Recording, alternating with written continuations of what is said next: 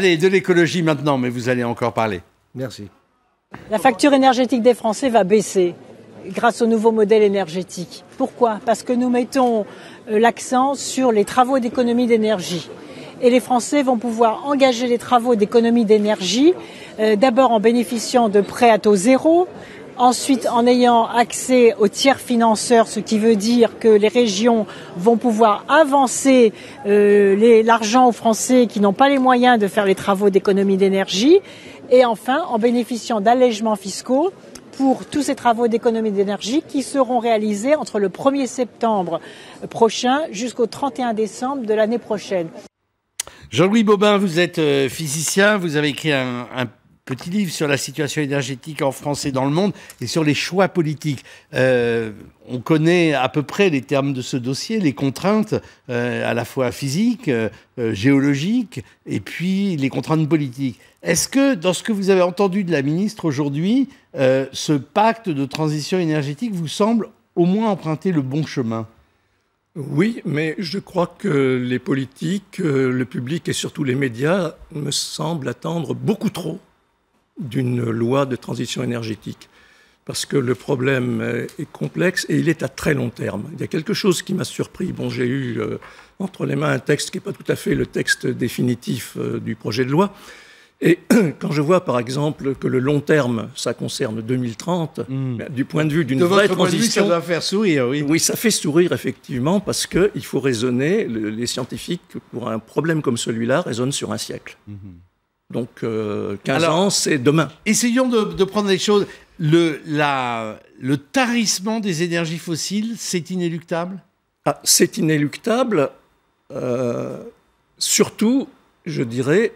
Et ça a été d'ailleurs le premier article qui avait fait date en 1998 dans le Scientific American, qui s'appelait « La fin du pétrole bon marché ». En fait, ce sont les fossiles bon marché, et en particulier les hydrocarbures bon marché, dont on sait que, il y en a des quantités limitées à un prix modeste pour les extraire. Donc ça, c'est une certitude. Alors, est-ce qu'on est dans le pic pétrolier ? Peut-être. Les nouveaux hydrocarbures non conventionnels, que ce soit le pétrole de schiste ou ce qu'on appelle le gaz de schiste, bon, c'est quelque chose qui commence à apparaître. Et pour le gaz de schiste aux États-Unis, et je précise bien aux États-Unis, c'est effectivement abondant et peu coûteux. Cher, oui. Ailleurs, ce n'est pas du tout le même problème. Est-ce qu'on appelle les énergies renouvelables ? Alors, les énergies renouvelables... Le physicien Yves Klein nous rappelait l'autre jour que l'expression elle-même est condamnable, puisqu'une énergie ne peut pas être renouvelée, puisque sa définition on ne va pas entrer dans les arcanes de la physique, surtout à propos d'énergie, qui est un concept... La production est renouvelable. Alors, les renouvelables, en fait, ce sont des énergies de flux. C'est finalement tout ce qu'on peut extraire, je dirais, en temps réel, à partir de l'énergie qui nous arrive du Soleil. Voilà, j'aurais une définition qui convient aux physiciens de ce qu'est une énergie renouvelable. Et ça, on peut le faire monter en puissance dans la balance énergétique générale ? On peut le faire... C'est ça un peu le projet. Oui, c'est une partie du projet. On peut le faire monter en puissance. D'ailleurs, ça monte en puissance, même si ça reste, je dirais, au niveau planétaire, et même dans les pays qui ont... fortement développé, ça reste du point de vue production d'énergie à un niveau relativement modeste. Ça ne représente que quelques pourcents de la consommation d'énergie primaire planétaire. Et il faut bien savoir que l'essentiel de cette consommation, ce sont des fossiles. C'est du charbon, c'est du pétrole et du gaz. Ça représente 80%, et c'est comme ça depuis 50 ans. Est-ce que les politiques ont tellement de latitude et de possibilités d'action ? Alors, je pense qu'ils en ont, et qu'ils en auraient d'autant plus qui se fieraient à ce que élaborent des sociétés savantes ou des groupes de réflexion. Plutôt que des débats un peu idéologiques et des plutôt que de l'idéologie. Fantasmatiques. Dans les débats auxquels j'ai participé, au sein de sociétés savantes ou de groupes de réflexion, on se base sur des faits et des chiffres. Et ça, c'est l'essentiel de la démarche que nous avons. Alors, évidemment, c'est absurde avec une telle complexité de vous demander ça, mais je le fais quand même. En 2-3 phrases, qu'est-ce que ce seraient les axes d'une excellente politique énergétique? Quels sont les enjeux, j'allais dire, les plus importants à relever aujourd'hui? Alors, l'enjeu le plus important, c'est essentiellement de décarboner le système énergétique.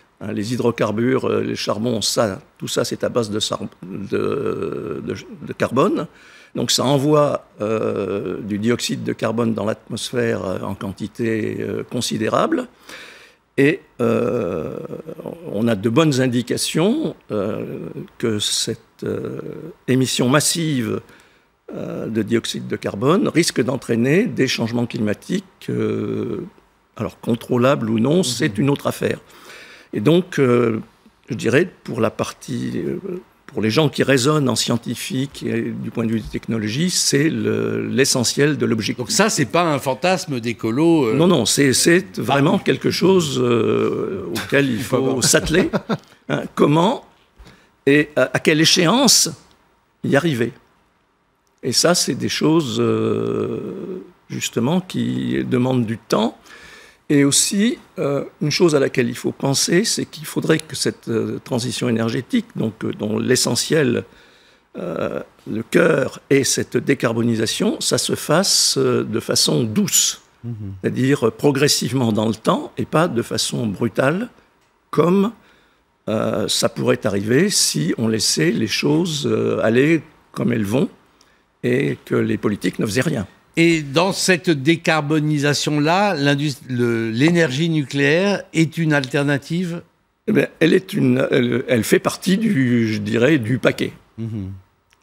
Les énergies décarbonées, effectivement, l'énergie nucléaire en fait partie.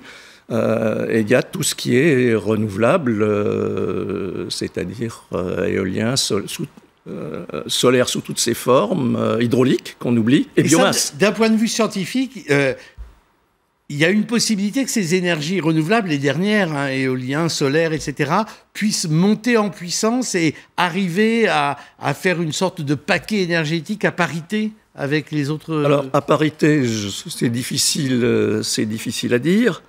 Parce que il y a deux problèmes liés aux énergies renouvelables, je dirais, en particulier celles qui ont la cote auprès des écologistes, qui sont l'éolien et le solaire. C'est d'une part leur dilution, puisque le flux d'énergie à la surface de la Terre et auquel on a affaire est extrêmement faible en termes de puissance par unité de surface. Et donc, donc il faut trouver le moyen de concentrer. Donc ça, c'est une première chose. Et ça occupe beaucoup de place. Et le deuxième point, c'est leur intermittence qui oblige soit à faire du stockage d'énergie, soit à compenser par des sources d'énergie à réponse rapide. Alors, il faut bien voir aussi quelque chose qu'il faut avoir présent à l'esprit, c'est qu'il y a une illusion d'optique un petit peu sur la transition énergétique parce qu'on voit bien que tous les débats se focalisent sur la production d'électricité et sur le vecteur électrique. Or, le vecteur électrique, dans un pays comme la France, pays développé, représente 25% de la consommation d'énergie. Alors, c'est appelé à croître dans de grandes proportions. Ça pourrait encore plus, par exemple, si on généralise les véhicules électriques, parce qu'à ce moment-là, ça sera un facteur de croissance supplémentaire. Mais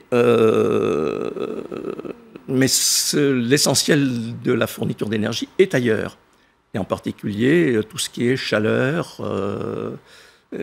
tout ce qui est bâtiment. Et donc, quand j'entends la ministre dire on va mettre l'accent sur les économies d'énergie dans le bâtiment, je dirais ça, c'est quelque chose qui fait consensus, y compris dans la communauté scientifique. Merci beaucoup Jean-Louis Bobin, et pardon de la brièveté obligée sur des problèmes aussi complexes, mais c'est plus développé dans la situation énergétique en France et dans le monde. Quel choix politique, un livre paru sous l'égide de la Société française de physique. Merci à vous deux. La suite du programme, comme grand témoin, Charles Pasqua. On évoquera l'appel du 18 juin.